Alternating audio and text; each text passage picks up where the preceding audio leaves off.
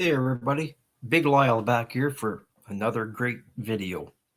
This time, I wanted to talk a little bit about and show the 1970s vending machine premiums. So I'm going to show you 9 of them. They were mini comic giveaways known as Dan Curtis mini comic giveaways. So the first one I have for you is number 7 of 1973 called The Occult Files of Dr. Spectre. This is what they looked like. They were just small like this. They were 3 by 6. And I'll give you more information on it in a few minutes. The other one was number 8 from 1974, Dagar, The Invincible.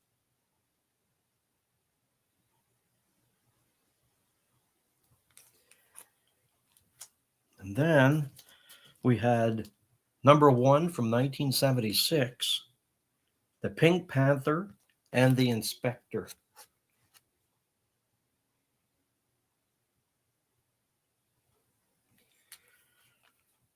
And then we had Tweety and Sylvester, number 1, from 1971.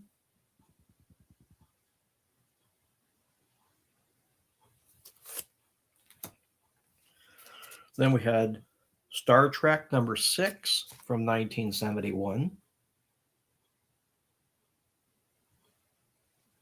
And Star Trek number 2 from 1974.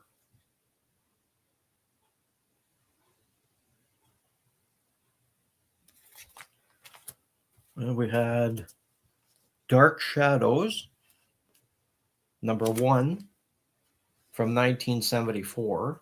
They were from the Western Publishing Company, as it's marked up there, or Whitman. And then we had Turok Son of Stone, number 5 from 1972.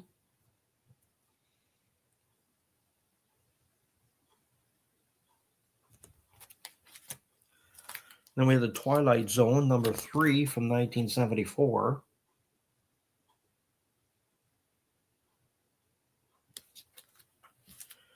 Then we had Grimm's Ghost Stories, number 9 from 1974. And Ripley's Believe It or Not, number 4 from 1972. So I'll give you a little bit of information on all of this. So they measured 3 1/4 by 6 1/2. There were 16 pages. And what I found out about them a little bit, they were actually like they were saying that the Star Trek collectible ones, that the number 2 was the rare one, that was the hard one to find. So they were saying that they were a promotional giveaway from vending machine premiums and bubblegum machines. But these, I looked and I couldn't find any information on it. It might have been a Canadian promo, because these I didn't get from a vending machine or a bubblegum machine in the 70s. We got them in loaves of bread, like Wonder Bread, local bread that we had because I grew up in Quebec. And because we were 5 kids in the family, we ate a lot of bread. We got quite a few of them. That's when I got these from. I didn't get them from a vending machine. But to date, I haven't been able to find anything that they were ever available in inserts in food. But that's what they were, because I remember getting them. So on the CGC, they have of the Occult Files of Dr. Spectre. As of this recording, they had 13 graded. They have 14 graded of Dagar the Invincible, graded a 9.8. They have 1 copy of Star Trek number 6, graded a 9.8. 1 copy of Turok Son of Stone, number 5, that's graded a 9.0. They have 1 Ripley's Believe It or Not, number 4, that's graded a 9.6. Dark Shadows #1. They have one on Hip Comics that's graded a 9.0. And they're saying that the Occult Files of Dr. Spectre, #7. They have some on CGC in a variety of grades. And they just recently started encapsulating these mini-sized comics through CGC.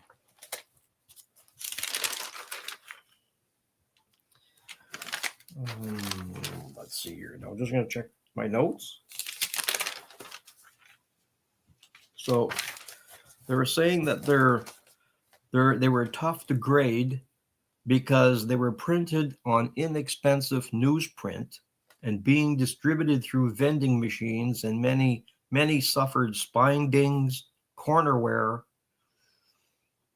tanning, and small tears. So finding any of them in high grade is, rare. The lowest census count, often fewer than 15 per issue, making CGC 9.8 copies a true rarity. So the average price for these individually online on eBay vary between $10 and $30 each. So when they first came out between, I think, 1971 and 1975, they came in a set of 9. This one here is a set of 9. And if you can find the set of 9, they go between $80 and $125. Issues like Star Trek #2 and Dark Shadows #1 tend to see higher demands. I'm just going to check my notes again here. Don't want to leave anything out. So also, if you want to get more information of the Star Trek stuff, if you check a fella on YouTube, he goes by, it's either Trek World. Then he had a little logo on his site, said all Trek World, all the time. And his video, he speaks about the Dan Curtis giveaways about these. And his video lasts 4 minutes, 48 seconds. I just discovered that a few minutes before this recording. So I thought I would let you know where to look. So I was inquiring about their print runs, and these were actually because there was such a premium in vending machines all across Canada and the United States that they were in the hundreds of thousands that were printed. I couldn't get an exact figure, but hundreds of thousands. And now they're getting harder to find. So that's all I have for you on this. But I will show you that in the future episodes, like the Dan Curtis ones, the comics were all striped like this. But Whitman also had a Daffy Duck comic #1 from 1973 without the stripes, which was another premium, which will be in the future show. They had Donald Duck, they had Tweety and Sylvester, and Daffy Duck, which is a whole group. So also that it was a Dan Curtis giveaway, but this will be in the future episode. So thank you very much for tuning in. Really appreciate everybody. I hope you enjoyed my last video about that modern mechanics and invention, because that price of, what was it, $2,350 for a book.